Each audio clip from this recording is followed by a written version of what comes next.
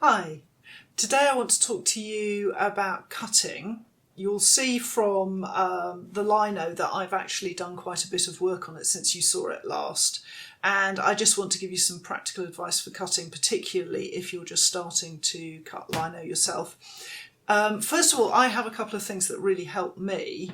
One of them is good lighting. So this is it's a site light designed for a building site use.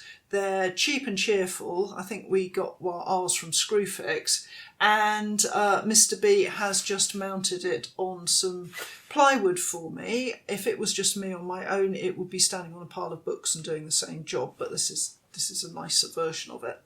So having a good slanting light across the work when you're working is a really good idea.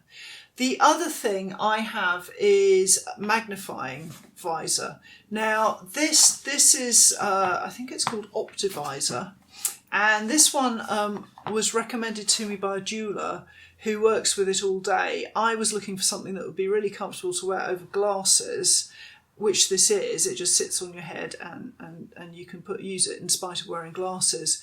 And it is very comfortable to work with.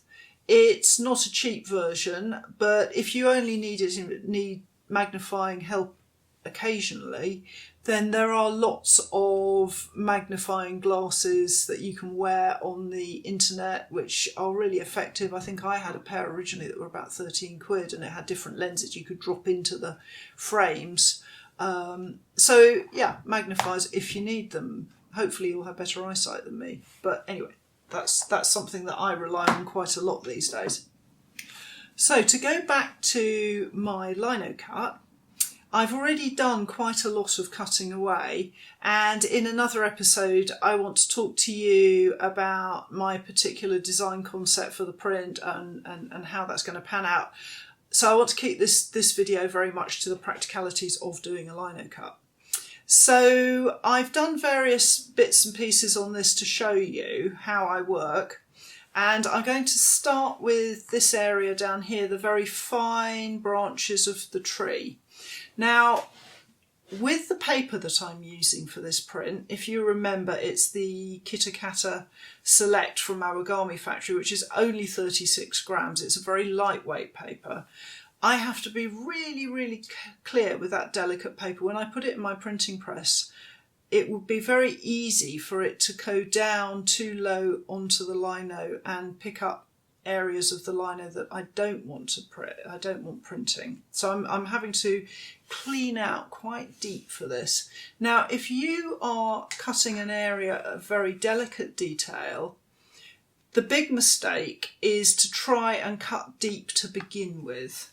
So what I've done here is to show you in stages. So here's the finished side, which, as you can see, is very delicate, but it's the clearing out in between is really quite deep. And here's how I do it. So on this side, what I've done is I've taken a very fine V profile tool. So here's my V tool. This is the professional grade Japanese tools. There are fine V's in cheaper ranges of tools, so a small V shape, and I've actually run round the edge quite shallow to start my cuts here, just to give me a trench around the bit that I want to clear, so you can see almost like a white line there around, and that's a shallow cut. After that, the next step I've done is to use the same small V, and I've gone in anywhere, like for example here, where I've got a little sharp corner there. I go in with my little V tool and just get rid of the sharp area. Now, when you're cutting lino, always work from the precious bit into the dead space that's coming out, so that if your tool overshoots, you're just going into material that's coming out anyway, rather than cutting into a precious bit.